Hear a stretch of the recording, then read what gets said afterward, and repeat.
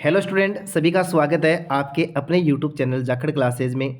Dear student, जिस प्रकार का आपका आउटपुट है उसको देख करके लग रहा है वास्तव में ही आप तन्मयता के साथ में, लगनता के साथ में स्टडी कर रहे हैं। इसी प्रकार से यदि आप स्टडी करते जाएंगे, बिल्कुल बारीकियों को समझेंगे, बायोलॉजी की छोटी छोटी बारीकियां समझेंगे और नीट की ओर धीरे धीरे बढ़ते जाएंगे। स्वागत है एक बार फिर से सभी का इस चैनल के ऊपर और जुड़ते हैं आज की इस महत्वपूर्ण क्लास के साथ में।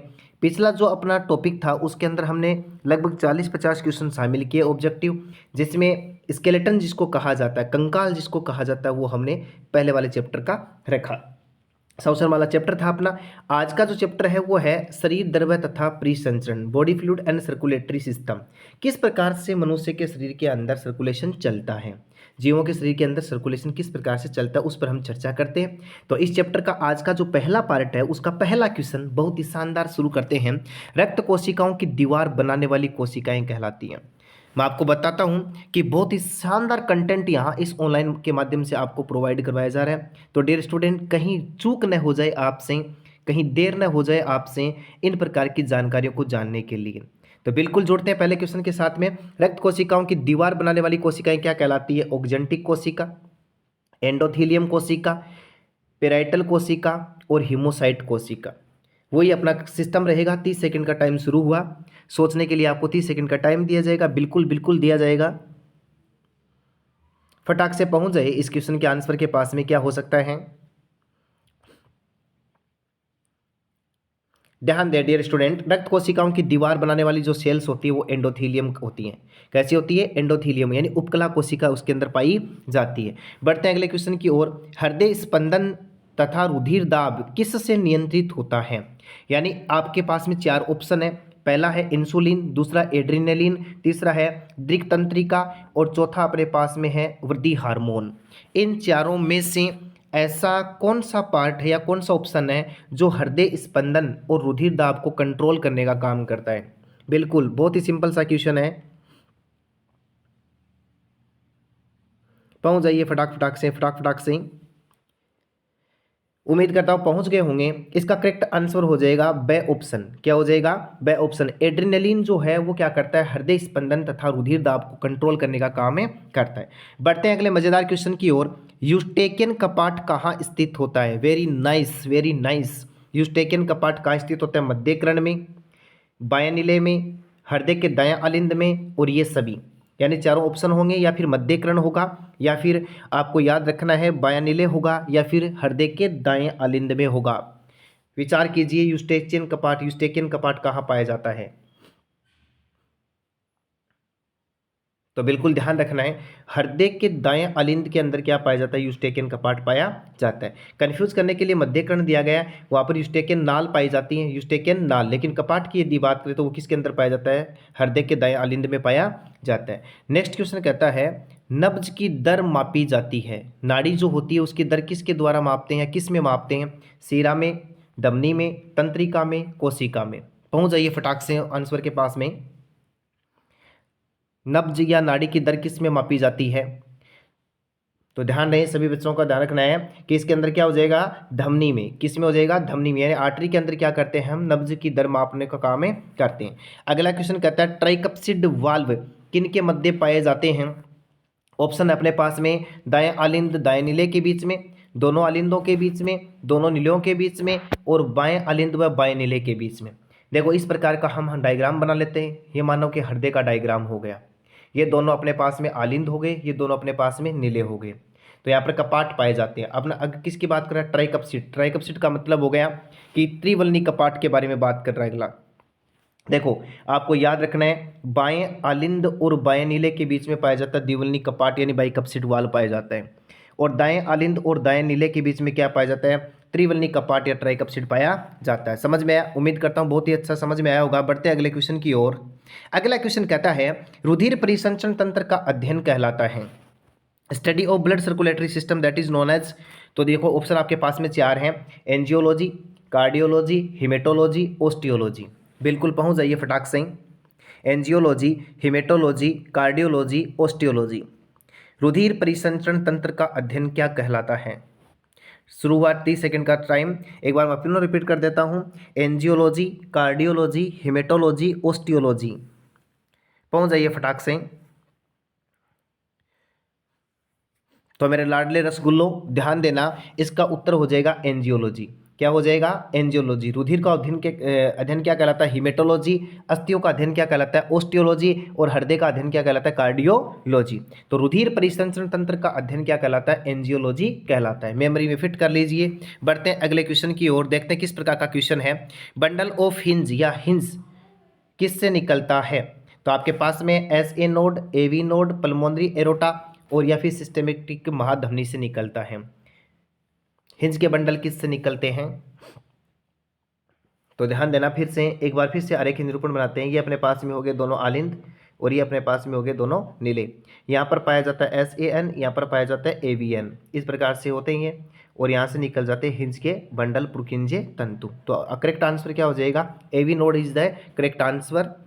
तो ध्यान रखना, बंडल ऑफ हिंज या हिंज किससे निकलता है? एवी नोड से निकलता है। नेक्स्ट क्वेश्चन क्या कहता है? निम्न में से कौन सा अंग आरबीसी का मुख्य कब्रिस्तान है? आपको चूज करना है, चूज द करेक्ट आंसर। कब्रिस्तान, आरबीसी का कब्रिस्तान कहाँ पर होता है? तो पहला ऑप्शन आपके पास में अस्थि मज्जा, दूसरे के अंदर प्लीहा, तीसरे के अंदर यकृत, चौथे के अंदर वृक्क। बोन मेरो होगा, स्प्लीन होगा, लीवर होगा, किडनी होगा। बिल्कुल ध्यान देना, आरबीसी का जो जीवन काल है वो होता है 120 दिन। कितना होता है? 120 दिन। 120 दिन के बाद में आरबीसी डेड हो जाती है। मृत आरबीसी का भक्षण किस भाग में किया जाता है? तो आपको याद रखना है, प्लीहा में किया जाता है। किस में किया जाता है? प्लीहा में। वेरी वेरी मोस्ट क्वेश्चन, प्लीहा। स्प्लीन को क्या कहा जाता है? मृत आरबीसी का कब्रिस्तान कहा जाता है। यानी टूटी फूटी आरबीसी, मरी हुई आरबीसी का भक्षण किस भाग में होता है? प्लीहा में।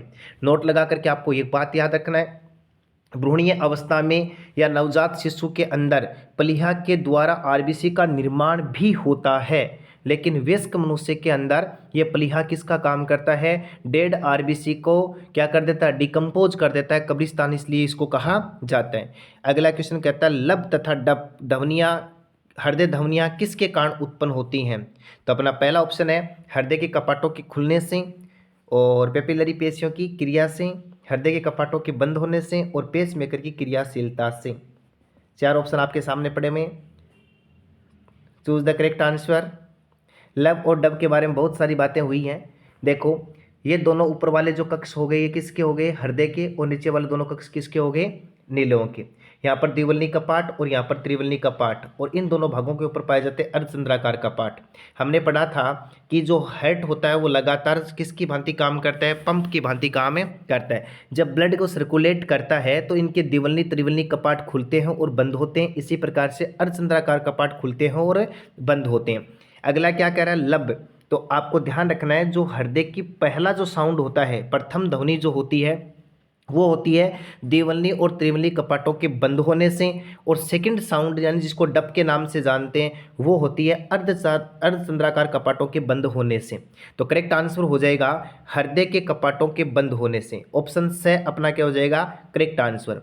बढ़ते हैं अगले मजेदार क्वेश्चन की ओर। क्या कहना चाहता है अगला क्वेश्चन? फोसा ओवेलिस स्थित होता है। फोसा ओवेलिस कहाँ पाया जाता है? अंतर आलिंदीय पट्ट पर पाया जाता है, अंतर नीले पट्ट पर पाया जाता है, फुफ्फुसीय और ध्वनिक चाप के बीच में पाया जाता है, या फिर महाशिरा में पाया जाता है। ध्यान कीजिए कहाँ पर है ये क्वेश्चन, पहुंच जाए फटाक फटाक से। बिल्कुल ध्यान रखना, आपको ये बताया हुआ अच्छे से कि अंतर आलिंद जो पट होता है उसके ऊपर क्या पाया जाता है? फोसा ओवेलिस से पाया जाता है। शिशु के अंदर एक गड्ढा पाया जाता है, लेकिन वयस्क होते ही वो क्या हो जाता है? बंद हो जाता है। इसका काम होता है कि हृदय के बाएं भाग के रक्त को दाएं भाग में जाने से रोकने का काम करता है। अगला क्वेश्चन कहता है, निम्न में से वाल्व विहीन है। देखो, ऐसा कौन सा जिसमें वाल्व नहीं पाए जाते? धमनी है, सीरा है, लसिका वाहिनी होती है और हृदय के कक्ष होते हैं। इन चार ऑप्शन में ऐसा कौन सा ऑप्शन है जिसके अंदर वाल्व नहीं पाए जाते हैं? पहुंच जाइए, वेरी सिंपल क्वेश्चन। तो that is correct answer option A. क्या हो जाएगा इसके अंदर? आर्टरी, यानी क्या हो जाएगा? धमनी हो जाएगा। हमने ये पढ़ रखा है, धमनी के अंदर शुद्ध रुधिर का परिवहन होता है, इसलिए इसमें किसी कपाट की आवश्यकता नहीं होती है, तो इसके अंदर वाल्व नहीं पाए जाते। अगला क्वेश्चन कहता है, सबसे बड़ा और मोटा हृदय का कक्ष कौन सा है? देखो, बहुत ही शानदार क्वेश्चन है, कंपटीशन की दृष्टि से बहुत महत्वपूर्ण है। पीछे के कंपटीशनों में कई बार ये क्वेश्चन रिपीट हुआ है। सबसे बड़ा और सबसे मोटा हृदय का कक्ष कौन सा होता है? पहले तो हमें ये जानना कि हृदय में कितने कक्ष होते हैं। तो हम जानते कितने होते हैं, 4 कक्ष होते हैं। बिल्कुल सर, कितने होते हैं, 4 कक्ष होते हैं। ऊपर वाले दोनों आलिंद और नीचे वाले दोनों क्या होते हैं, नीले। ध्यान रखना विद्यार्थियों, ये जो बायां नीले होता है इसके अंदर ब्लड प्रेशर का मान बहुत ज़्यादा होता है, इसलिए इसकी दीवार कैसी होती है, मोटी होती है, और कक्ष भी कैसा होता है, ये बड़ा होता है। तो इसमें करेक्ट आंसर हो जाएगा अपना ब ऑप्शन, यानी बायां नीले जो होता है वो सबसे बड़ा और सबसे मोटा हृदय कक्ष होता है। बढ़ते हैं अगले क्वेश्चन की ओर। हृदय में गति प्रेरक होता है, यानी यहाँ पर क्या होगा, जैसे ही हृदय संकुचन और शिथिलन करेगा तो इसमें क्या होता है, गति उत्पन्न करने वाले कुछ रासायनिक पदार्थों का सिक्रीशन होता है, और वो रासायनिक पदार्थ किसके द्वारा उत्पन्न होते हैं, एवी नोड के द्वारा, एसए नोड के द्वारा, हिजबंडल के द्वारा, पुरकिंजे तंतु के द्वारा। और ये जो हृदय में गति प्रेरक होता है इसको गति निर्धारक केंद्र भी कहते हैं, इसे हृदय का पेस मेकर भी कहते हैं, इसे हार्ट ऑफ हार्ट के नाम से भी जाना जाता है, यानी हृदय का हृदय कहा जाता है। बिल्कुल पहुंच जाइए फटाक से। तो हम जानते हैं ये जो दायां आलिंद है, दायां आलिंद के पास में पाए जाने वाले यूस्टेचियन कपाट के पास में एक घुंडी नुमा संरचना पाई जाती है जिसको हम SAN के नाम से जानते हैं, सिनो ओरिकुलर नोड कहते हैं, आलिंद पर्व संधि के नाम से जिसको जाना जाता है, और उसी को क्या कहा जाता है, हृदय में गति प्रेरक केंद्र कहा जाता है। अगला क्वेश्चन कहता है डायस्टोलिक रक्तदाब का मान कितना होता है। देखो बीपी लो बीपी हाई को किस प्रकार से काउंट करते हैं, तो इसके अंदर देखो एक सिस्टोल प्रोसेस चलता है, एक डायस्टोल। सिस्टोल का मतलब होता है संकुचन और डायस्टोल का मतलब होता है शिथिलन। तो उसकी यूनिट कितनी होती है, तो आपको ध्यान रखना है 120/80 mmHg इसका मान होता है। तो करेक्ट आंसर हो जाएगा अपने पास में 80 mmHg, यानी ब is correct answer. Next question क्या कहना चाहता है, हृदय में मरमर की जो ध्वनि होती है वो किसकी खराबी के कारण से उत्पन्न होती है। पहला ऑप्शन अपने पास में हिज के बंडल, दूसरा हृदय कपाट, और तीसरा अपने पास में SAN, और चौथा अपने पास में AVN। तो किसके कारण से मरमर का साउंड उत्पन्न होता है, तो आपको याद रखना है हृदय के कपाटों के बंद होने के कारण से मरमर का साउंड उत्पन्न होता है। इस प्रकार से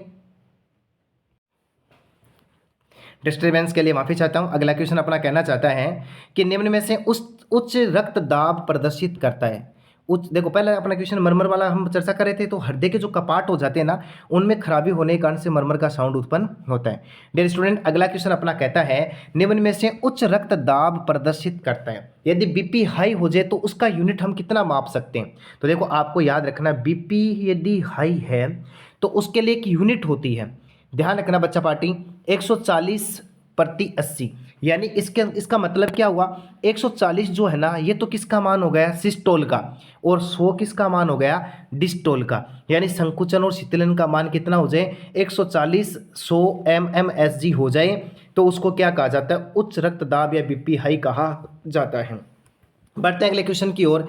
हृदय पेशी है जो अपना हृदय, उसके अंदर किस प्रकार की पेशियां पाई जाती हैं। देखो हमने पढ़ रखा कि पेशियां मुख्यतः कितने प्रकार की होती हैं, 2। पहली कौन सी होती है, ऐच्छिक, और दूसरी कौन सी होती है, अनैच्छिक, पढ़ा हुआ है हमारा। लेकिन हृदय के अंदर एक विशेष प्रकार की पेशी पाई जाती है जिसका नाम होता है कार्डिक पेशी।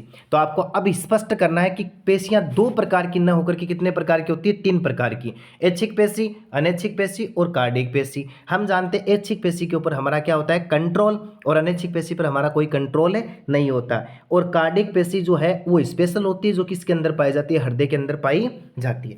इसकी अलग विशेषता है। अब आपको देखो करेक्ट आंसर के पास में पहुंचना है। हृदय पेशी होती है रेखित व अनैच्छिक, अरेखित व अनैच्छिक, अरेखित व अनैच्छिक, या फिर विपरीत। तो आपको ध्यान रखना है, ये कंफ्यूज करने वाला है। इसके अंदर रेखित और अनैच्छिक पेशी किसके अंदर पाई जाती है, हृदय के अंदर पाई जाती है। तो हृदय पेशी कैसी होती है, रेखित तथा अनैच्छिक होती है।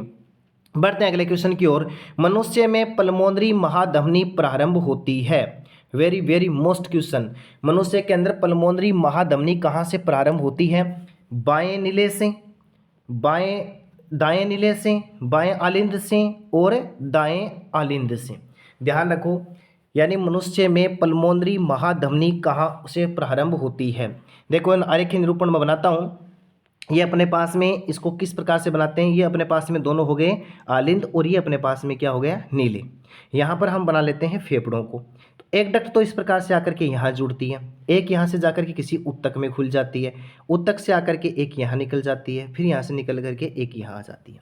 ये आरेखीय निरूपण है। इसमें मैंने जो 4 डक्ट बनाई है, नंबर 1, नंबर 2, नंबर 3, नंबर 4, इन 4 में से एक डक्ट ऐसी होती है जिसको पल्मोनरी महाधमनी कहा जाता है। पहचानिए फटाफट, फुफ्फुस महाधमनी किसे कहते हैं? तो वेरी सिंपल पॉइंट, देखो कहाँ से निकलती है, दाएं अलिंद से निकलने वाली, दाएं नीले से निकलने वाली जो नलिका होती है उसको क्या कहा जाता है? पल्मोनरी महाधमनी कहा जाता है। That is correct answer by option. तो देखो अब बढ़ते हैं अगले क्वेश्चन की ओर। पुरकिंजे तंतु पाए जाते हैं, वेरी सिंपल, क्योंकि ऑप्शन इसी प्रकार के दिए, मस्तिष्क में, यकृत में, आंख में और हृदय के नीलों में।